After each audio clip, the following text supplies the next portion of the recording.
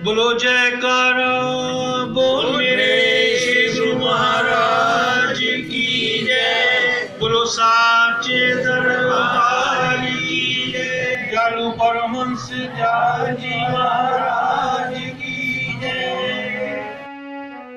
एक रोज इरशाद हुआ कि उत्तम कर्म करने से हृदय शुद्ध होता है और शुद्ध हृदय की यह निशानी है कि परमेश्वर के चरणों में प्रीति हो, और प्रीति की यह पहचान है कि विषयों का त्याग हो जाए।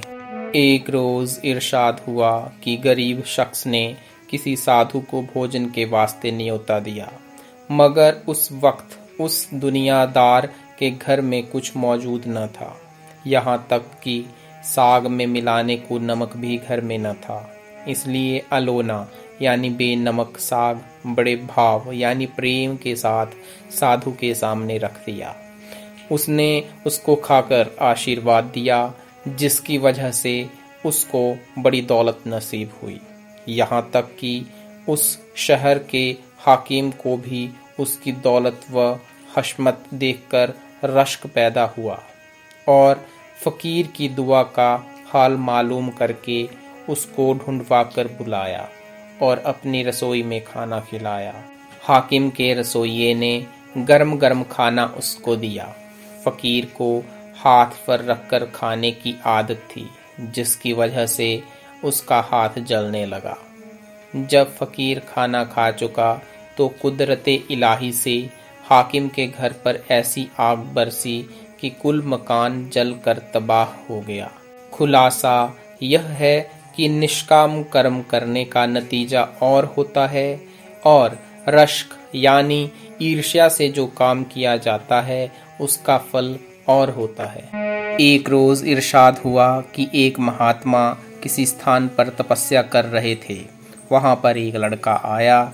उसके संस्कार देखकर उन्होंने मालूम कर लिया कि यह बड़ा होनहार है और उस पर नजरे तवज्जो यानी कृपा दृष्टि करने लगे।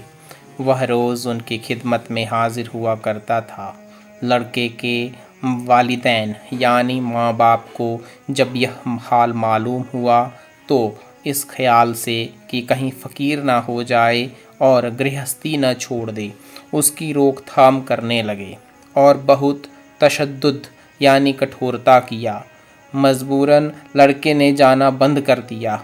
कुछ अरसा के बाद फिर एक दफ़ा लड़का वहाँ जा निकला। उस वक्त एक और फ़कीर उन महात्मा के पास बैठे हुए थे। लड़के को देखकर बोले, यह तो कुछ है। महात्मा ने जवाब दिया कि अभी कुछ नहीं है। लड़का यहाँ से चला गया तो फ़कीर साहब ने पूछा कि यह तो होनहार दिखाई देता है, आपने कैसे फरमाया कि अभी कुछ नहीं? तो उन्होंने फरमाया कि जो कुछ इसको मिलने वाला है अमानत में रखा हुआ है। पहले इसके कर्मों के भोग ज़बरदस्त हैं, उनका फल भोग ले, उस वक्त इसको दिया जाएगा। लड़के ने उस रोज़ से फ़कीर के पास जाना बंद कर दिया और ऐसा विषय भोग में फंस गया कि बहुत ही खराबी की। एक रोज़ इरशाद हुआ कि मजहबी किताबों में कर्म की बड़ी शरह लिखी है। गोया जितनी किताबें हैं कर्म और उसके तरीक़ा का पसार और विस्तार है, लेकिन संतों ने कर्म की दो किस्म की हैं। एक जो जीव की जात यानी आपे से मुताल्लिक है, दूसरी जिसका ताल्लुक औरों के साथ व्यवहार में है। पहली किस्म यह है कि जिस कर्तव्य को करके यह जीव अपने मालिक के नज़दीक पहुंचता जावे, वही असल यानी परमार्थी शुभ कर्म है, और जो कर्तव्य कि उसको अपने मालिक के चरणों से दूर कर डाले, वह अशुभ कर्म है। दूसरी किस्म यह है कि औरों के साथ मन वचन कर्म करके इस तरह बर्ताव करे कि जैसे यह जीव चाहता है कि और लोग उसके साथ बर्ताव करें। यह व्यवहारी शुभ कर्म है और इसके खिलाफ बर्ताव करना व्यवहारी अशुभ कर्म है। परमार्थी को मुनासिब है कि इस कायदे के मुवाफिक अपना परमार्थी और व्यवहारी कर्म दुरुस्त करे। कर्म का स्थान आँखों का मुकाम है, यानी जब सूरत जागृतावस्था में आँखों के मुकाम पर बैठती है तब मन और इंद्रियों से बहिर्मुखी करतूत बनते हैं। इसलिए जैसे बने तैसे भक्ति और अभ्यास करके सूरत को आँखों के स्थान से ऊपर और भीतर की तरफ चलाएं और चढ़ावे जिस कदर चढ़ाई होगी उसी कदर कर्म थकता जाएगा। रफ्ता रफ्ता जब त्रिकुटी के मुकाम से सूरत ऊपर बढ़ जाएगी तो निष्कर्म हो जाएगा और पाप पुण्य का भागी न रहेगा और उस पर कर्म और काल का बस न चलेगा।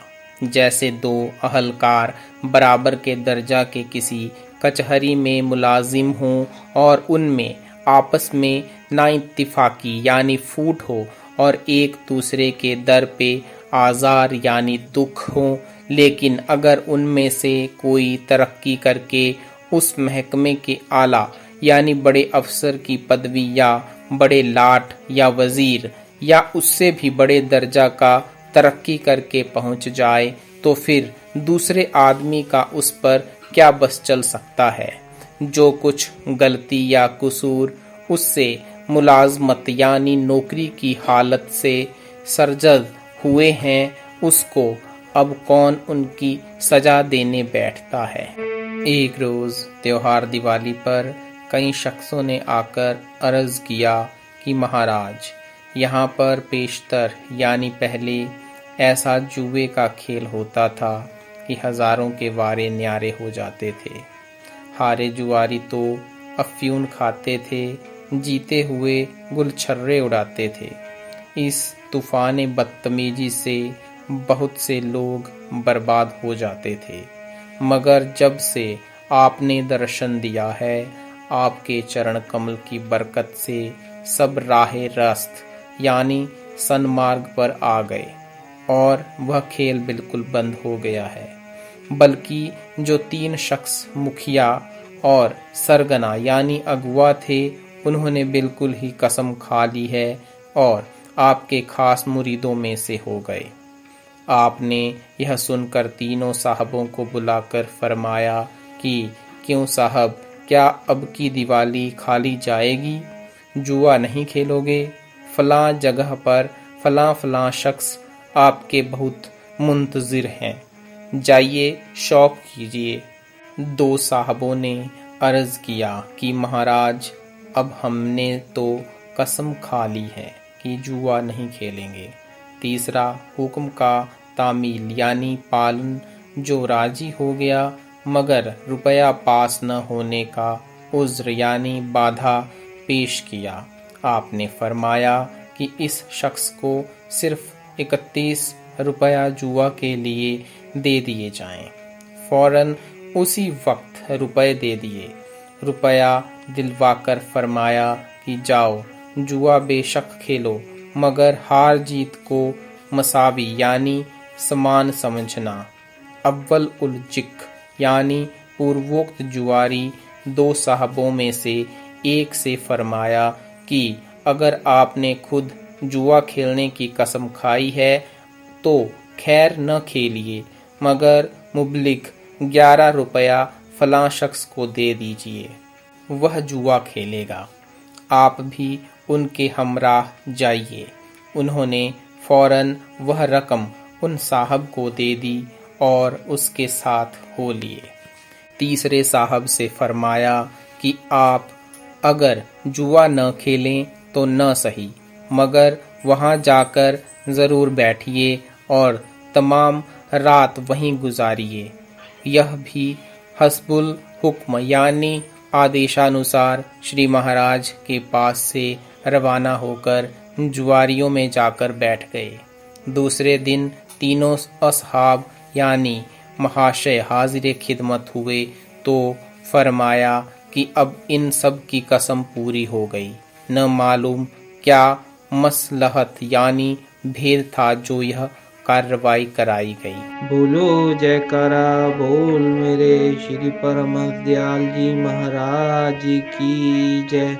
बोलो श्री गुरु महाराज की जय। बोलो सांचे दरबार की जय।